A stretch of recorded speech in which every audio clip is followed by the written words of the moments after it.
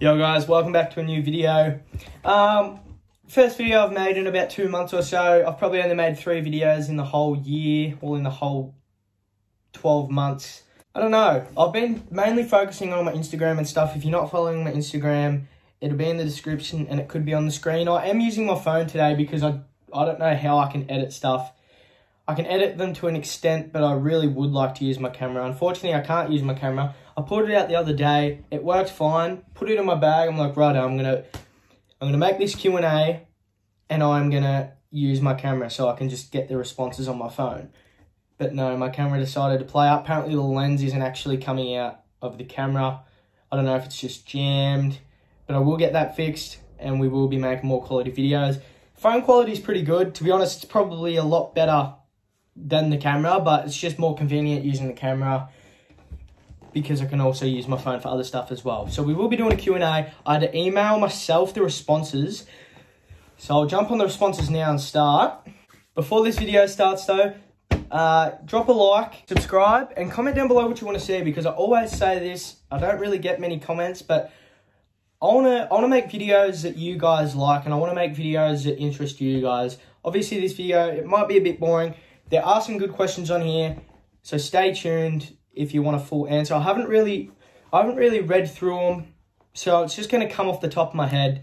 But most of the questions are very relevant, and I will be able to answer to an extent. So let's start it off. Starting with Pacey Williams. What's been your hardest part of your scootering career? So probably the hardest part of my scootering career, you can ask anyone. You kind of get to a point that you think is your limit. So, like, you get to a point, it's like, dude, I'm not getting any better. Like, and especially where I live, it's kind of hard because we're limited to the things we can do. I'm 3.5 hours to the nearest indoor, which I do make an effort, and I do try to get there once a week. And when I go there, I do throw down. Losing motivation, like getting to a point where it's like, dude, I'm not getting any better. Like, I don't think I can progress any more than where I have, but there is always room for progression. What I've found is try to find a different approach in what you do. Like, obviously, I can still progress. You just go on someone else's Instagram and go, what the heck? Like, how did they do that trick?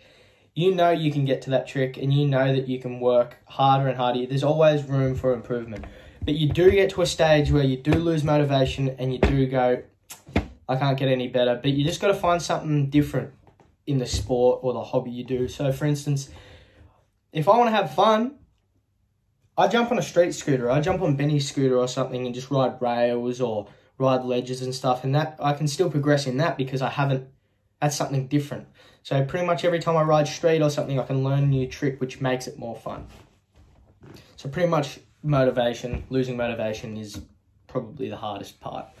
Colby Neville, what was the process to becoming a sponsored scooter rider, and how hard was it? Pretty much, everyone thinks it's all about how good you are. Obviously, that does come into consideration when sponsors are picking someone up. You still got to have a good skill level.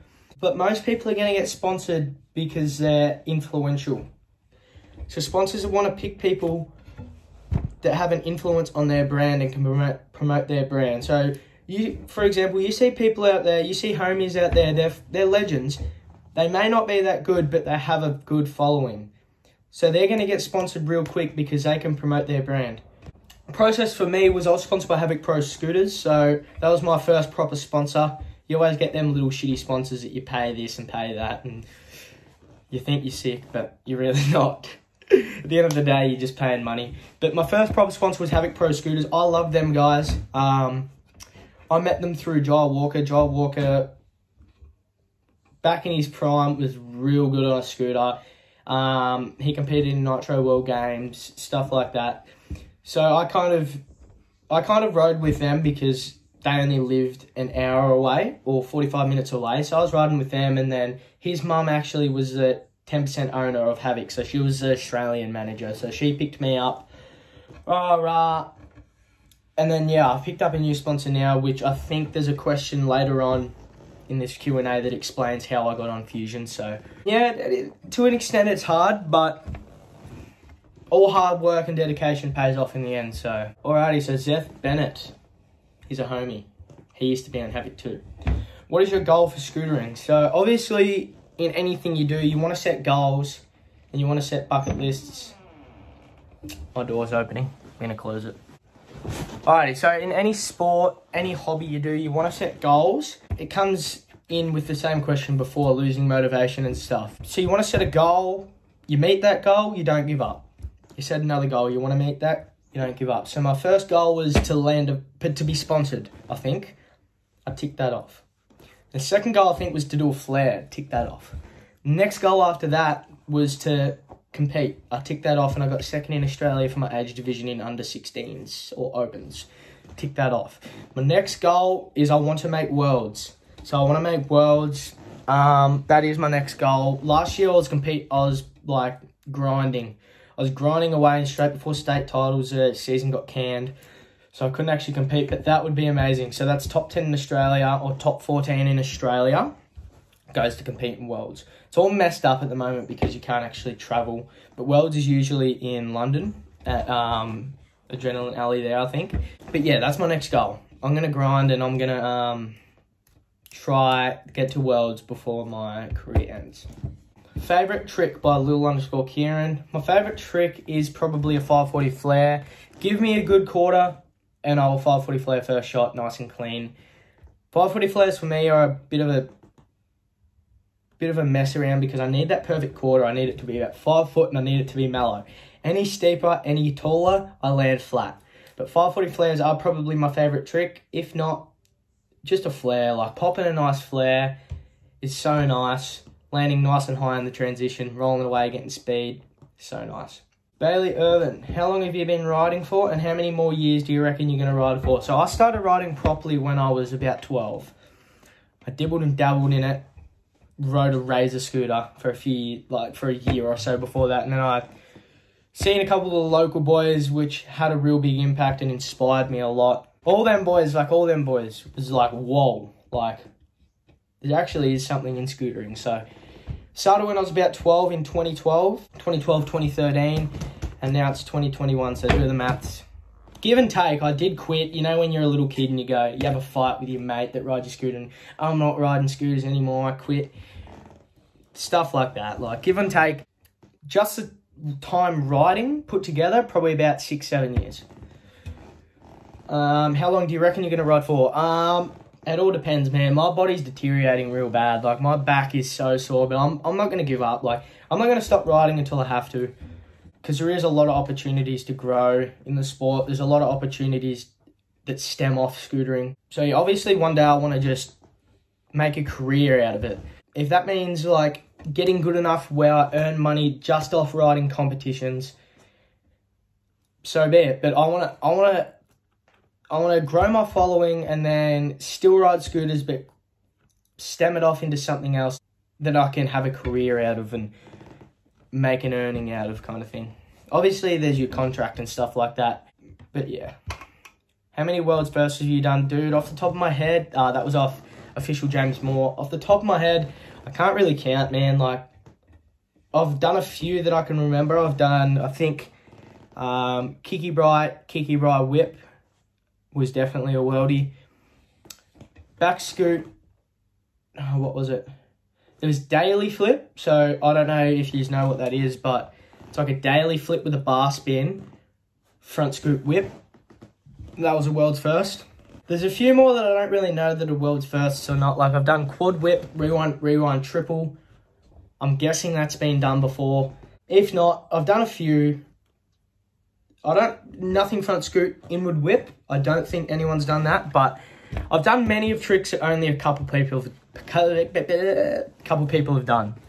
But I can't really count all of them off the top of my head. Alrighty, so Tristan Wallace-Sturrock. I think I don't know how you say your last name, man. Sturrock. How long did it take you to compete in competitions? So, pretty much as soon as I knew that competitions were actually a thing, I competed. So I've probably been competing for 4 years. Competed. My first division was under 14s, I think. Under 14s, and ended up going to Aussie titles in Sydney for that. and then under 16s and opens. Or maybe it was just under 16s where I started. But yeah, as soon as I knew there was competitions, my sponsor was like, yep, you're competing in them.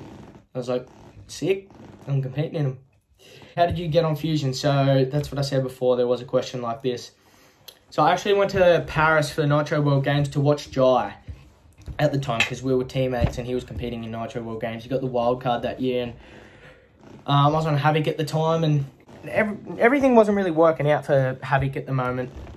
And like Jai and I had the same opinion. We weren't arguing. We had the same opinion. Like the manager and stuff, like weren't getting paid and stuff like that. Don't want to go into too much detail, but weren't getting scooters sent out and stuff like that. So if you know Shelby, she was the old team manager of Fusion. Absolute homie. She was actually there with the Fusion team. So because I got VIP, I was like riding the ramp and stuff like that. Me and Jai were talking to her. Long story short, we pretty much told her that we weren't really going to stay on Fusion Havoc for much longer. Later on down the track, she messaged me. She literally messaged me saying, hey dude, welcome to the Fusion team. And I was like, what? That's pretty much how it went, long story short. But there's a bit of talks in amongst that. Probably after 6 months of talking, I got on the team. But it was pretty much just that she liked me and she seen that I had potential and stuff like that. Alrighty, so this isn't really relevant to my scootering. It might be because I got a few Fusion stickers on my scooter, but on my car, sorry. But what car do you have? I have a VF SV6. It's black. It's got Simmons rims on it. It's pretty sick. Gets me around. How old are me? How old are me? English. How old are you? I am 19 years old. That was from Bergs Charlie. So was the other question about my car. Begs Charlie, sorry. My English is so bad. I haven't stood in front of a camera for a long time, so bear with me. This is from Begs Charlie as well. Favourite park and favourite indoor park. They kind of intertwine there. So I'm just going to say my favourite park is Woodward West in Tehachapi, LA. It is by far my favourite park that I've been to because there's 7 parks in the whole vicinity.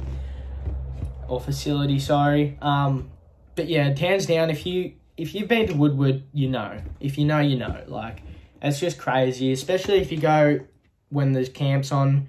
Just the vibe there, like, thousands of kids doing different stuff and can still get along. Like, there's gymnastics, there's photography, there's skating, there's inline skating, if that's what you call, like, rollerblades, scootering, BMXing, everything, like, dancing. Everyone just gets along. And it's good to see, like, over there's just such a different vibe. There's no hate. You do something, sick. Like, there's no hate. So, like, Woodward is hands down my favourite skate park. Or skate parks. Your cleanest Bri Buttercup? I don't know. I've done a few clean Bri Buttercups. I don't know. I feel like I get them clean all the time. Have I always lived in Horsham? Yes, I have always lived in Horsham.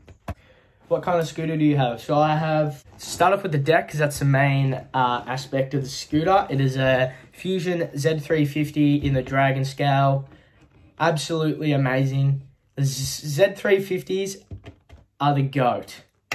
And Fusion is popping off at the moment. Apparently Fusion are the top sellers in the scooter industry at the moment, which is good to see because our products are good. Like, they're amazing. Like, you go to a skate park, and if you go to a skate park and you don't see a kid with a Fusion deck or a Fusion scooter, there's something wrong because everyone has them at the moment. And it's good to see because Fusion isn't a new brand, but it's just starting to pop off, and it's good to see because we have some cool shit in the works that are coming out this year, so stay tuned. Oh, well, I'll say the rest. I'll tell you the rest of my scooter. I've got the Fusion grips. I've got the Fusion titanium bars that I have had for over 2 years. Not had a problem with them. They're not cracked. They're not bent. They're just, go buy some Fusion tie bars because you will not get tie bars that are stronger. And if you follow my Instagram or if you know what I'm about, you know them things get put through the works. So, clamp, I've got a Root Industries clamp. I actually need a new one because the bars keep sliding out. And that's pretty old too.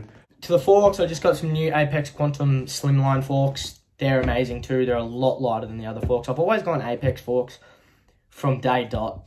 But seeing the slimline ones and feeling the slimline ones, they feel a lot better and they're a lot lighter. I've got the Fusion black hollow core wheels that come on the Dragon scale complete. They're amazing. And that's it. And a Fusion headset. The main question, did you own a Razor? We all owned a Razor. We all owned a Razor, boys. If you say you didn't own a Razor, even if you're not a scooter kid, if you didn't own a Razor, you're living under a rock. I think I had the Razor Chalk, the Razor Spark, the good old take it down to the bike shop and get reinforced, so like you didn't have as much head shake. I had a lot. And then I had a Razor Ultra Pro. Went down and got, remember them double clamps that you used to get? You used to be sick and put them all up your bars and get the keyboard grips. I used to have decked out Razors. And then I think I went to Mad Gear, and then it just grew from there. I think I went Mad Gear, and then I changed to like District, and then I changed to like my favourite decks back in the day were the V3s. AOS V3, like Envies. Yeah, we all own a Razor. You can't deny it. Alrighty, so that is going to wrap it up for this video. It was short and sharp, I think. Won't know until I go back and edit it. Time's sitting at 19 minutes, but by the time I cut it and stuff, it will be pretty short. I think it's a perfect amount of questions. Could have had a few more. I was expecting a few more because, I don't know, there's a few more questions that I can think of that I'd like to answer, but we can always do that in another video. Yeah, that's going to wrap it up. If you like this video and you learned something from it, leave a like, subscribe, because I want to get to 500 subscribers. I think I'm at 400 and something at the moment. I want to take off with this YouTube stuff because that's kind of always what I wanted to do as a kid. I grinded YouTube for 2 years and I only got to about 400 subscribers, and that's purely because I didn't know how to promote back in the day. I wasn't promoting on my Instagram. I didn't have as many followers, and I just didn't know how things worked. So hopefully I can take off a little bit with this YouTube stuff. We will be getting more videos outside the house. It is lockdown at the moment, so in a week or so we will be getting more videos outside the house. Thank you for watching. As I said before, like, subscribe, comment down below what you want to see, because if you give one comment, if you take 10 seconds out of your time to comment something that you want to see, I can make it for you and I can make your day, hopefully. Peace.